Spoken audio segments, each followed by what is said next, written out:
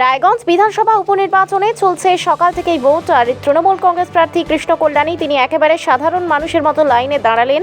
লাইনে দাঁড়িয়ে ভোট দিলেন রায়গঞ্জ করোনেশন স্কুলের 141 নম্বর বুথে। জয়ের ব্যাপারে 100% আশাবাদী কৃষ্ণ কল্যাণী। সুষ্ঠুভাবে ভোট হচ্ছে এমনটাই ক্যামেরার মুখোমুখি হয়ে জানিয়েছেন তৃণমূল কংগ্রেসের প্রার্থী।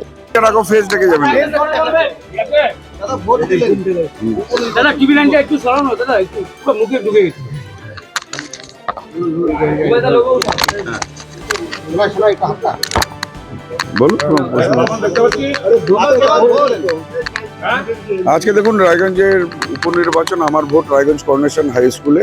আজকে আমি এখান থেকে ভোট দিয়ে এখন বিভিন্ন বুথে আমি যাব পরিদর্শনের জন্য। এখন পর্যন্ত যেটা মানে সব জায়গায় ভোট কম বেশি চালু হয়ে গেছে। আমার এখানে আমাদের বুথে একটু দেরি করে চালু হয়েছে 10 মিনিট। এখন পর্যন্ত কোনো অপ্রীতিকর কোনো ঘটনা শুনিনি। এখন পর্যন্ত শান্তি শৃঙ্খলতা বজায় রয়েছে।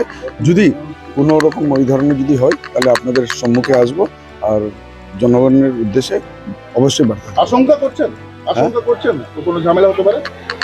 দেখুন, 2021 বিধানসভা থেকে আমি দাঁড়িয়ে বিধায়ক হওয়ার পর 2023-এ যেমন পঞ্চায়েত ভোট ছিল, লোকসভা 2024 হলো, কোনো মানে গণ্ডগোল সন্ত্রাস হয়নি। কিন্তু এর আগে রায়গঞ্জবাসী উইটনেস রয়েছে কিছু বাইরের নেতা যারা হয়তো এখন বিজেপির হাইকমান্ডে আছে, তারা যখন রায়গঞ্জে এসেছে তখন রায়গঞ্জে অশান্তি হয়েছে, সন্ত্রাস হয়েছে।